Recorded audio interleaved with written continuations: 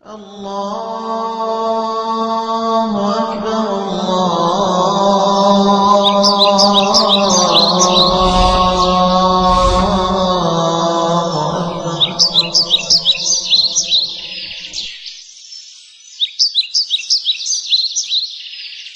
Ang programang ito ay hatid sa inyo ng Al-Hidayah Islamic Cultural Center sa pakikipagtulungan ng Al-Hidayah TV na ang layunin nito ay maiparating sa inyo ang kagandahan ng Islam, paalala, patnubay ng mga magulang ang kailangan sa mga batang manonood.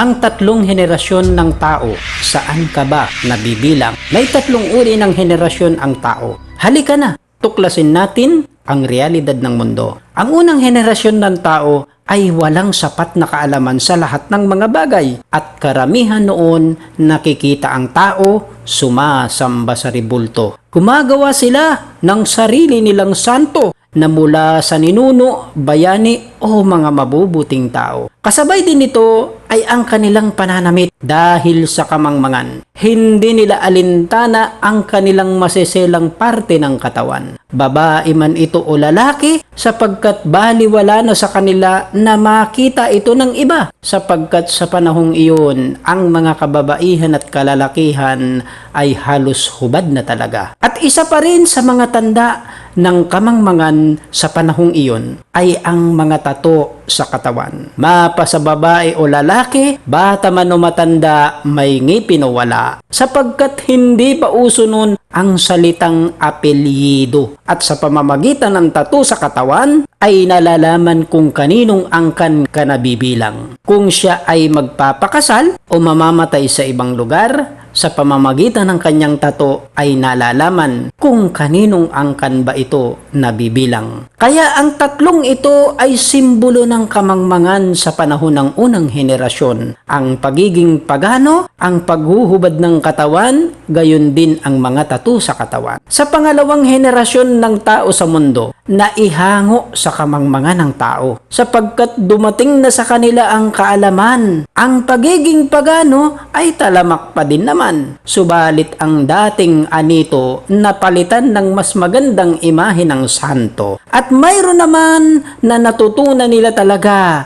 ang sambahin ang tunay na Diyos na lumikha ng lahat. At sa panahong ito din na ang tao naturuan ng magtapis ng katawan. Sa makatuwid ang tao mula sa paging hubad na bihisan. Natutuhan ang pamamaraan ng makabagong damit sa iba-ibang lugar. Naggagandahan na disenyo ng damit ang pumalit. At isa din sa pagbabago ng henerasyon ay ang pagtatato sa katawan. Ito ay natigil na sa karamihan dahil naimbento na ang tamang pagkakakilanlan nang si apelyido ay bumida na sa bayan. Sa pamamagitan ng makabagong wika, nagawang pumalit sa tato ay ang apelyido. Dinala ng tao ang apelyido bilang pagkilala sa kanilang angkan, kapalit ng tato na nakagisnan. Aba, nag-upgrade na. Ika nga si Igan. At sa pangatlong henerasyon na uso na ang TV, gadget at cellphone. Ito ang makabagong henerasyon, ang panahon ni millennium. Subalit tulad ng mga gadget, dapat ang tao ay nag-a-upgrade din. Kaya dapat ang panahon ng una at pangalawang henerasyon ay iyong mapagtagumpayan. Nang sa ganun, hindi ka mapag-isipan na ikaw ay bumalik sa panahon ng kamangmangan. Ngayon, suriin natin ang makabagong panahon. Pasukin natin ang realidad ng mundo sa panahon ni millennium. Napakaraming reliyon, nagsasabi at nagtuturo ng kaligtasan, pero sa kahoy at bato na inanyuhan, dumadaing at humihingi ng gabay. Na ultimo yung isang tao na nagsisilbi sa bayan, inyo na ngayong dinadasalan at niluluhuran. Anong pinagkaibahan ninyo sa mga pagano noong araw ng kamangmangan? At pagdating naman sa kasuotan, pumunta ka lang sa isang sulok o sa gitna ng karamihan. Lumingon-lingon sa kawalan, ano ang iyong matatanaw? Kundi mga babaeng halos ang katawan ay hubad na naman. Katotohanan, mga babaeng ang damit nag-iiksian para bagang nanumbalik na naman mula sa kawalan ng panahon ng kamangmangan. Ngayon, kung nais mo namang makakita ng katawang ibinebenta, sa beer house ka lamang pupunta. Dahil ang babae doon, halos pabango na lang ang kasuotan at pinagpipiestahan ng mga matang hayok sa laman. At kung ikaw na babae ay naglalakad sa daanan na ang suot na damit ay tulad ng mga binubugaw sa loob ng beer house lang natatanaw. Ano pa ang pinagkaibahan ninyo sa kanila? Mayroon pa nga ba? Kaya sino mang babae na maglantad ng katawan niyang halos hubad na sa lansangan ay mas masahol pa sila sa babae na nagtatrabaho sa beer house. Bakit natin nasabi? Kasi sila nasa loob ng beer house habang naghuhubad. Samantalang kayo nasa labas ng kalsada na ang katawan ay halos hubad. Sila kumikita sa paghuhubad. Samantalang ikaw libre mo lang inaalok ang serbisyo sa bayan mula sa mga mata na sa iyo ay tumatanaw. Dahil sa pananamit mong hubad na mga mata sa mga kalsada ay nakamata. At kapag minalas ka sa katotohanan, kapahamakan mo ang naghihintay, kaya maraming nabibitay. Ngayon, may isang tanong mula sa kanilang mga babaeng halos naguhubad sa madla. May pinagkaiba pa ba sa mga babaeng sa beer house? Wala na. Pero katotohanan, mas masahol ka pa sa kanila. Yung iba naman, hindi pa nasisiyahan. Gusto pa nila sa live makita ang buong katawan. Dahil sa pagsali ng mga kababaihan sa mga paligsahan na doon para kang babaeng beer house. Sa maraming mata, ikaw ay rumarampa. Ang pagsali ng isang babae sa paligsahan na kung saan mayroon dito na ipinakikita na ang buong katawan na halos hubad na lamang ay nagsasanhi ng malaking kasalanan at malaking kaguluhan kung minsan pa nga ng pagkawatak-watak katotohanan. Sapagkat mayroong papabor kahit mali na sa kanya ay nasisilayan. Ang dahilan nito ay mula sa kauri nila, kaya suportahan taka. Yung iba naman, nagbabash dahil alam nilang mali ang kanyang ginagawa. Sa ganitong senaryo, walang dapat sisihin sa isang babae kundi ang mga magulang din. Dahil pinalaki itong hubad sa katotohanan, kasi bata pa lang si babae ay kanila nang pinababayaan sa saliw ng musika at mayroon pang parampa. Mayroong mga magulang instead na sila ay sawayin, siya pa ay susuportahan. Bakit? Dahil sa pagiging sikat ng anak, damay din sila.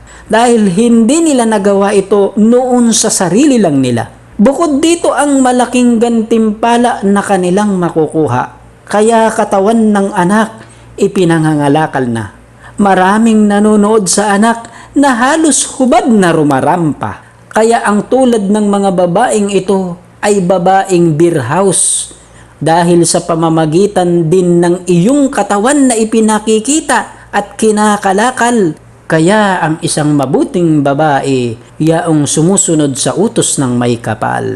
Ang Allah sa banal na Qur'an sa kabanata ng Al-Isra ay nagwika, wala taqrabuz zina.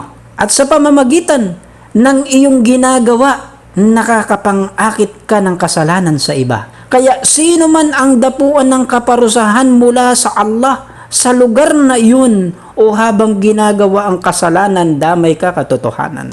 Kaya walang Muslim na kababaihan ang maaring lumahok sa ganitong paligsahan na kung saan wala nang pinagkaiba sa babaeng nagtatrabaho sa beer house lang at diyan natin sila maikukumpara, wala nang iba pa. Dahil ang paghuhubad ng katawan sa mga walang pananampalataya lamang nasisilayan at ang panggagaya sa mga gawain ng kupar ay nagpapalabas sa Islam. Sinabi ni Propeta Muhammad sallallahu alaihi wasallam, man tashabbaha biqaumin fahuwa minhum.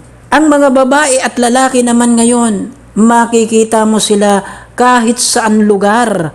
Ang mga tattoo sa katawan ay naglalakihan. Noon kapag nakakita ka ng taong may tattoo, mukhang preso, mukhang kriminal.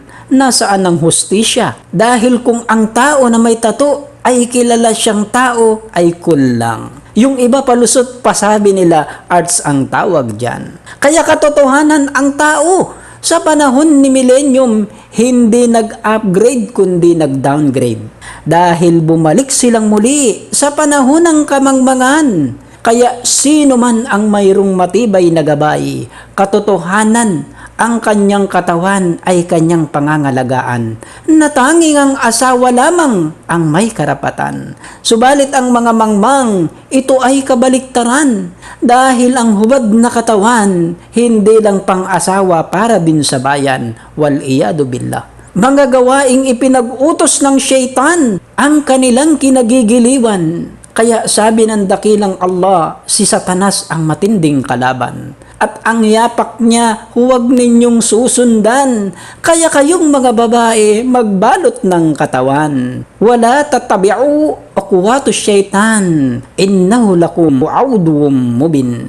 Kaya ang tunay na reliyon ay makikita sa pamamagitan ng pagtuturo at pagsasabuhay talaga, na ang mga babae ay nagiging mahinhin at nagbabalot ng katawan ayon sa sinabi ng Allah sa banal na Qur'an. Wa kullil mu'minati yaqdudna min absarihinna wa yahfazna farjuhunna wa la yubdina sinatahunna illa ma zahara minha wa liyadribna bikumurihinna ala yajubbihina wa la yabdina sinatahunna illa libu'uladihina. At dito rin malalaman na ang babae tunay na nag-upgrade ng kaalaman. Kasi sa unang henerasyon, panahon ng kamangmangan, ang tao nakahubad lamang. Sa pangalawang henerasyon, nagkaroon ng kasuotan dahil sa kaalaman. At sa panahon ng pangatlong henerasyon, nag-upgrade na kasi nagbalot na ng katawan. Na ang pamamaraan ng mga babae sa panahon ng mga propeta, kanilang di nakaliligtaan. Na ang pamamarang ito'y tunay ipinag-utos ng Allah sa banal na Qur'an. Ya ayuhan nabiyyu qul lil azwajika wa banatika wan nisa'i al mu'minina yudnina 'alayhina min jalabihina dalika adna an yu'aratna fala yudayna. Ang kamangmangan ng tao ang siyang nagiging dahilan ng kanyang kapahamakan. Kaya sa pananampalatayang Islam, obligado sa mga Muslim na pag-aralan niya ang kanyang din. At sinabi ni Propeta Muhammad sallallahu alaihi wasallam, talibul ilm paridatun ala kulli muslimin. Kaya laging tatandaan mga kapatid, al-ilmu nurun wal jahlu dulmun. Hanggang dito na lang, naway magbigay linaw sa inyong aking mga sinabi at nagsilbing aral din ito sa iba. Insyaallah, mayroon kayong konting natutunan sa ating mga tinalakay ngayon. Sumainyo nawa ang tunay na gabay mula sa Allah, ang tunay at nag-iisang Diyos na lumikha ng lahat. Amin. Hanggang sa muli nating episode, ito si Brother Abdul Aziz Zerna ay muli na namang nagpapaalam sa inyo hanggang sa susunod na episode natin. Insyaallah. Masalama, subhanakallahumma wa bihamdika qul qawli hadha wa astaghfirullah atubu ilaik wa akhiru dawana alhamdulillahi rabbil alamin. Assalamu ala man ittaba'al huda.